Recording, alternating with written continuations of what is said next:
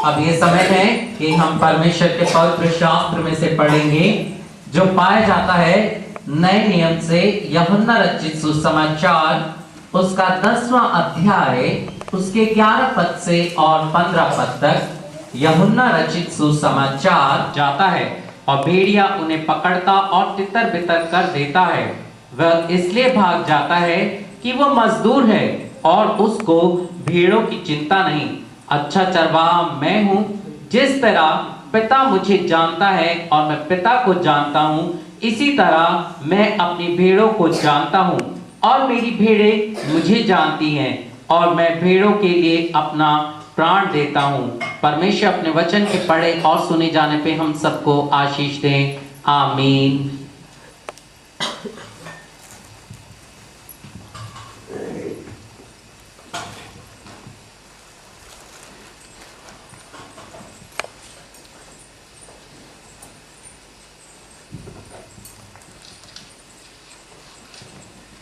परमेश्वर का वचन जो हमारे लिए पढ़ा गया, परमेश्वर का धन्यवाद करते हैं क्योंकि प्रियो आज का दिन परमेश्वर ने हमें दिया और यीशु मसीह अपने वचन के द्वारा मुझसे और आपसे जब बात करते हैं तो इस बात को कह रहे हैं, अच्छा चरवाहा मैं हूं। क्यों? पर प्रभु यीशु मसीह ही अच्छे चरवाहा हैं। क्या परमेश्वर का वचन हमें ऐसा बता रहा है? यीशु मसीह ने स्वयं इस बात को कहा है। तो प्रियो, जब यीशु मसीह ने इस बात को कहा है तो आइए हम वचन में चलें और वचन से देखें कि यीशु मसीह हमारे लिए क्यों अच्छे चरवाहे हैं। आइए, यहाँ पे प्रभु यीशु मसीह का वचन कहता है, अच्छा चरवाहा मैं हूं और अच्छा चरवाहा अपनी भेड़ों को जानता है। प्रियो, परमेश्वर का वचन कह रहा है, क्या हम मसीह घराने में पैदा हुए इसीलिए यीशु मसीह हमें जानते हैं? परमेश्वर का वचन कहता है यीशु मसीह ने हम सबको जानना। यहां पे एक शब्द आया है, मैं अपनी भेड़ों को जानता हूं। कैसे जानता हूं? परमेश्वर का वचन आइए हम पढ़ें तो परमेश्वर का वचन हमें मिलता है यशायाह नबी की पुस्तक उसका 39वां अध्याय 49 उसका 15 और 16 पद। यशायाह नबी की पुस्तक उसका 39वां अध्याय उसके 15 और 16 पद।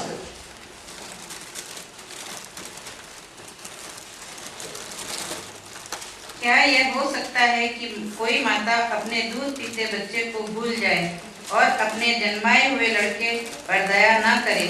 हाँ, वह तो भूल सकती है, परंतु मैं तुझे नहीं भूल सकता। देख, मैंने तेरा चित्र अपनी हथेलियों पर खोद कर बनाया है। तेरी शहरपनाह सदैव मेरी दृष्टि के सामने बनी रहती है। यहाँ पे परमेश्वर का वचन कह रहा है, हम मसीह घराने में पैदा हुए इसीलिए यीशु मसीह हमें नहीं जानते, परंतु परमेश्वर का वचन कहता है, देख मैंने तेरा चित्र अपनी हथेलियों पर खोद कर बनाया है। प्रियो, ये बहुत गंभीर बात है, बहुत बड़ी बात है कि परमेश्वर सेनाओं के यहोवा ने, यीशु मसीह ने आपका और मेरा चित्र हमारी सृष्टि से पहले अपनी हथेली पर खोद कर बनाया है। वचन कह रहा है, क्या हो सकता है कि दूध पियाई मां अपने जन्माए बच्चे को भूल जाए? हाँ, ये हो सकता है, परंतु मैं तुम्हें कभी ना भूलूंगा। क्यों? क्योंकि मैं तुम्हारा चरवाहा हूं, वो चरवाहा जिसने तुमको नाम लेकर बुलाया है, वो चरवाहा जिसने तुम्हारा चित्र अपनी हथेलियों पर खोद कर बनाया है। ये है हमारे चरवाहा यीशु मसीह। प्रियो, इसीलिए प्रभु यीशु मसीह का वचन कहता है, अच्छा चरवाहा मैं हूं। और परमेश्वर का वचन यहां पर कहता है, प्रियो आगे अगर हम परमेश्वर के वचन को देखें कि परमेश्वर प्रभु यीशु मसीह के लिए अपनी भेड़ों के लिए यीशु मसीह के दिल में दर्द और प्रेम है। केवल हथेली पे चित्र खोद कर नहीं बनाया, परंतु उन्होंने हमें अपने हृदय से प्यार किया और हमारी पीड़ा को अपनी पीड़ा समझा, इसीलिए वो अच्छे चरवाहे हैं। परमेश्वर का वचन कहता है, यहां पर परमेश्वर का वचन लिखा है यूहन्ना रचित सुसमाचार 15 अध्याय 13 और 16 पद में लिखा है। यूहन्ना रचित सुसमाचार के 15वें अध्याय के 13 और 14 पद में देखिए क्या लिखा है। इससे बड़ा प्रेम किसी का नहीं कि कोई अपने मित्रों के लिए अपना प्राण दे। 14 जो आज्ञा मैं तुम्हें देता हूँ यदि उसे मानो तो तुम मेरे मित्र हो। परमेश्वर का वचन यहाँ पर कह रहा है 13 और 14 पद में, इससे बड़ा प्रेम किसी का नहीं कि कोई अपने मित्रों के लिए अपना प्राण दे। प्रियो, प्रभु यीशु मसीह ने हमें एक इंसान ही नहीं परंतु अपना दोस्त कहा है, अपना मित्र कहा है। और परमेश्वर का वचन कहता है यीशु मसीह हमारे अच्छे चरवाहे हैं क्योंकि वो हमारे मित्र हैं, उन्होंने हमारे लिए अपने प्राणों को दिया। प्रियो, परमेश्वर का वचन हमें बताता है कि परमेश्वर का जो प्रेम है वो इतना असीमित प्रेम है, इतना परमेश्वर का असीम प्रेम है कि हम उसकी कल्पना भी नहीं कर सकते। प्रियो, अगर यीशु मसीह को मुझसे और आपसे प्रेम ना होता तो परमेश्वर की आज्ञा से वो इस पृथ्वी पर नहीं आते।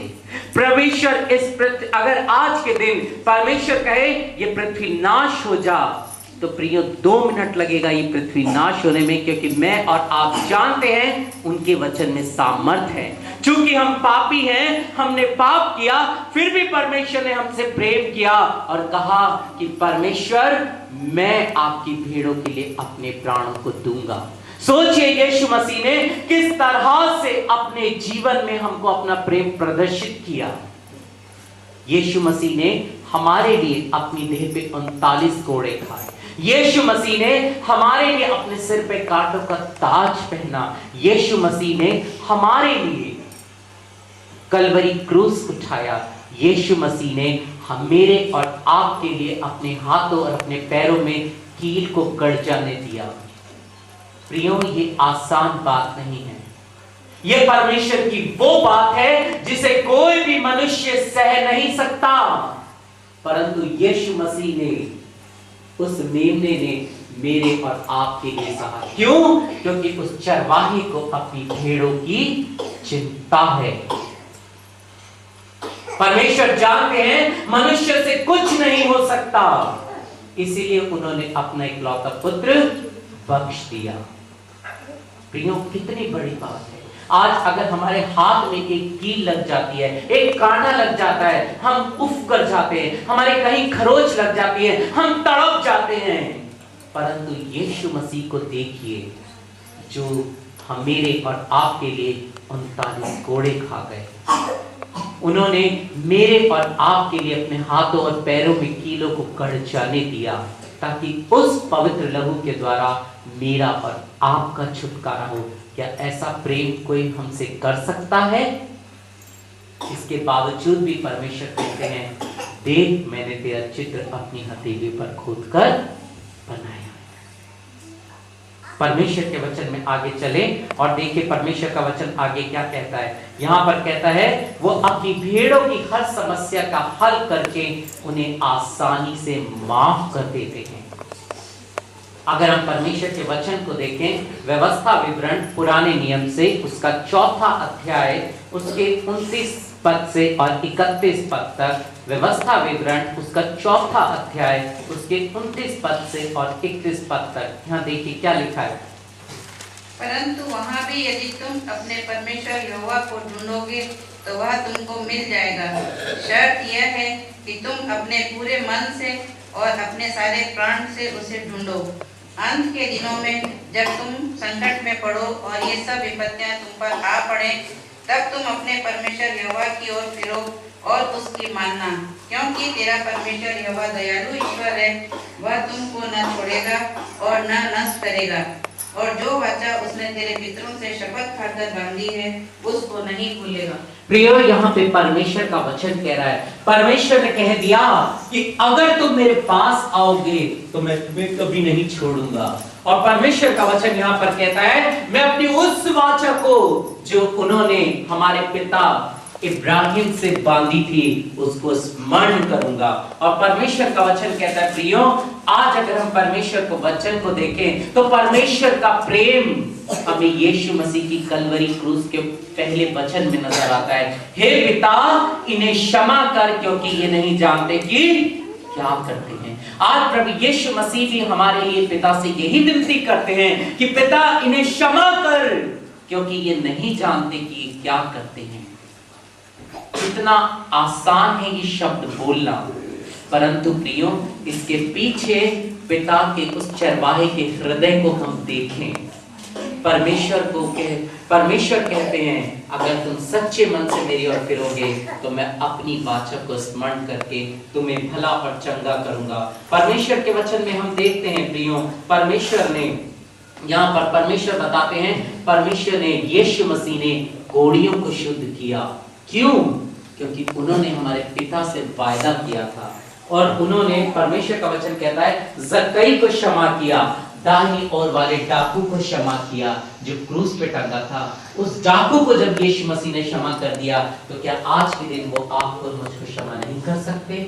हमारा चरवाहा, हमारा यीशु मसीह, हमारे यीशु मसीह आज हमें क्षमा कर सकते हैं प्रियो, और वो चाहते हैं केवल एक बात कि हम सच्चे मन से परमेश्वर के सामने पश्चाताप करें और वापस लौट आए। जिस तरह से वो उड़ाऊ पुत्र चला गया और जब वो वापस आया तो उसने कहा, पिता मैं आपके योग्य नहीं। प्रभु यीशु मसीह केवल मनुष्य से यही चाहते हैं कि हम सच्चे मन से यीशु मसीह की ओर लौटे। प्रियो, क्या कोई ऐसा चरवाहा मिलेगा कि जब हम इतने गुनाह कर चुके, इतनी गलतियां कर चुके, परंतु परमेश्वर हमें आज भी अपने हृदय से लगाने को तैयार खड़े हैं, कहने को तैयार खड़े हैं, मेरे बेटे मेरी बेटियों लौट आओ। जब उस सामरी स्त्री को प्रभु यीशु मसीह ने कहा, तू जीवन का जल मुझसे मांगती तो मैं तुझे देता, तो क्या आज वो यीशु मसीह हमसे नहीं कह रहे ये बात कि तुम जीवन का जल मुझसे मांगो तो मैं तुम्हें दूंगा? परमेश्वर का वचन कहता है, हम आगे चले परमेश्वर के वचन में, कि परमेश्वर अच्छा चरवाहा अपनी भेड़ों को पवित्र आत्मा देता है। यूहन्ना रचित सुसमाचार 14 अध्याय 16 पद। यूहन्ना रचित सुसमाचार उसका 14 अध्याय और उसका 16वां पद।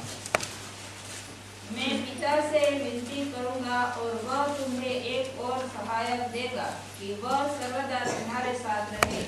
परमेश्वर प्रभु यीशु मसीह कह रहे हैं यहाँ पर कि मैं पिता से विनती करूंगा कि वो तुम्हें एक और सहायक दे, अर्थात पवित्र आत्मा। क्यों प्रभु यीशु मसीह ने यहाँ ये बात कही? क्योंकि प्रभु यीशु मसीह को मालूम है कि मैं और आप, मेरा और आपका जीवन जो संबंध टूट गया, उस संबंध को जोड़ने के लिए जब यीशु मसीह ने अपने प्राणों को दे दिया, अब मुझको और आपको आवश्यकता है पवित्र आत्मा की। क्योंकि यूहन्ना रचित सुसमाचार के 30 अध्याय में परमेश्वर ने इस बात को यीशु मसीह ने साफ कह दिया, जब तक कि कोई मनुष्य जल और आत्मा से जन्मे तो वो परमेश्वर के राज्य को देख नहीं सकता। प्रियो, इसलिए जरूरत है, इसलिए यीशु मसीह कहते हैं आओ और पवित्र आत्मा लो, क्योंकि मेरे को और आपको इस जीवन को पूरा करने के लिए पवित्र आत्मा की आवश्यकता है। और यीशु मसीह हमें वो सेंत में देने को तैयार है। ऐसा चरवाहा कहां मिलेगा? मुफ्त में, जिसके लिए मैंने और आपने कोई परिश्रम नहीं किया, जिसके लिए मैंने और आपने कुछ नहीं कहा, सब कुछ परमेश्वर ने करा। यीशु मसीह ने कहा उद्धार मनुष्य से तो हो नहीं सकता, ये केवल परमेश्वर से हो सकता है। मेरे मित्रों, मेरे भाइयों, मेरी बहनों, ऐसा चरवाहा आज हमारे पास है, यीशु मसीह। परमेश्वर का वचन कहता है पवित्र आत्मा के द्वारा ही हमारा आत्मिक जीवन शुरू होगा, सांसारिक जीवन। क्योंकि यीशु मसीह ने कहा यदि मनुष्य सारे जगत को प्राप्त करे और अंत में अपने प्राणों की हानि उठाए तो उसको क्या लाभ होगा? मैं सब कुछ पालू, मैं पादरी बन गया, मैंने डिग्रियां ले ली, मैंने सब कुछ कर लिया, पर मेरे पास पवित्र आत्मा नहीं, तो प्रियो मेरा जीवन क्या है? कहां हूं मैं? यीशु मसीह ने कहा जीवन की ज्योति मैं हूं, जब वो ज्योति नहीं मेरे पास तो मैं कुछ नहीं। जीवन का जल मैं हूं, जब वो जल मेरे पास नहीं तो कुछ नहीं। सामरी स्त्री से भी यीशु मसीह ने कहा अगर वो जीवन का जल तू मुझसे मांगती तो मैं तुझे देता। आज वो जल की जरूरत है मुझको, आज वो जल की जरूरत है हम सबको, वो पवित्र आत्मा है। यीशु मसीह ऐसे चरवाहे हैं जो हमारे दिल के द्वार पे खड़े हुए खटखटाते हैं। देख, मैं तेरे दिल के द्वार पे खड़ा हुआ खटखटाता हूं, यदि कोई मेरा शब्द सुनकर हृदय को खोलेगा तो मैं उसके भीतर आऊंगा। ये है प्रभु यीशु मसीह का दिल। और अंत में प्रभु यीशु मसीह कहते हैं कि वो हमें आशीषित जीवन देते हैं, जो जीवन पवित्र आत्मा के फलों और पवित्र आत्मा के वरदानों से भरपूर हो। गलातियों की पत्री के 5वें अध्याय के 22वें पद में हम पढ़ते हैं तो वहां पवित्र आत्मा के फल हैं, पवित्र आत्मा के वरदान पहला कुरिन्थियों 10वें अध्याय में है। प्रियो, घर जाके पढ़ लीजिएगा। और परमेश्वर का वचन कहता है, नीति वचन हम निकाल लें पुराने नियम से, नीति वचन और उसका 22वां अध्याय और उसका 4था पद। नीति वचन उसका 22वां अध्याय और उसका 4था पद। प्रियो, ध्यान दीजिएगा, ये वो जीवन है जो परमेश्वर ने मेरे और आपके लिए रखा हुआ है। नम्रता और यहोवा के भय मानने का फल धन, महिमा और जीवन होता है। प्रियो, ऐसा जीवन यीशु मसीह हमें देते हैं। नम्रता और यहोवा के भय मानने का फल। नम्रता भी तब आएगी जब मेरे और आपके जीवन में पवित्र आत्मा होगा। परमेश्वर का भय भी तब आएगा जब मेरे और आपके जीवन में पवित्र आत्मा होगा। चंगाई भी हमारे जीवन में तब आएगी जब मेरे और आपके जीवन में पवित्र आत्मा होगा। और जब होगा तो वहां क्या लिखा थी? बातें, धन, महिमा और जीवन। परमेश्वर का वचन कहता है ये तीन चीज, और जिससे परमेश्वर सबसे ज्यादा खुश होते हैं। प्रियो, आज हम क्या अपने परमेश्वर को खुश कर सकते हैं? हाँ प्रियो, कर सकते हैं, क्योंकि वचन इसके लिए हमें बताता है। अंत में हम पढ़ेंगे लूका रचित सुसमाचार 15 अध्याय और उसका। मैं तुमसे कहता हूँ, इसी प्रकार एक मन फिराने वाले पापी के विषय में परमेश्वर के स्वर्गदूतों के सामने आनंद मनाया जाता है। प्रियो, आज जब हम यीशु मसीह के पास आएंगे अपनी चंगाई के लिए, अपने आत्मिक जीवन के लिए, और ये कहेंगे, मेरे राजा, मेरे यीशु, मैं आज आपके पास आया हूँ, तो प्रियो सच मानिए, आज स्वर्ग में बहुत बड़ा आनंद होगा, सिर्फ मेरे और आपके लिए। क्या कोई ऐसा चरवाहा है कि जब उसका बच्चा उसके पास लौट आए तो वो स्वर्ग के स्वर्ग में आनंद कराएगा? जैसे यीशु मसीह ने उस दाहिनी ओर डाकू को कहा कि मैं तुझसे सच कहता हूं कि आज ही तू मेरे साथ स्वर्ग लोक में होगा। उस डाकू के विषय में सोचिए प्रियो, उसने क्या कुछ नहीं किया होगा, पर अंत में उसने सच्चे मन से प्रभु यीशु मसीह पर विश्वास कर लिया। ये परमेश्वर का हृदय है, ये यीशु मसीह का हृदय है। आइए हम एक वचन भाई साहब पढ़ना मिस कर गए, बहुत जरूरी है हमारे लिए। हम सब क्रिश्चियंस हैं, हम विश्वास करते हैं कि यीशु मसीह हमारे दुनिया में आए, लेकिन एक बात है जो हम नहीं जानते, बाइबल लिखी हुई है।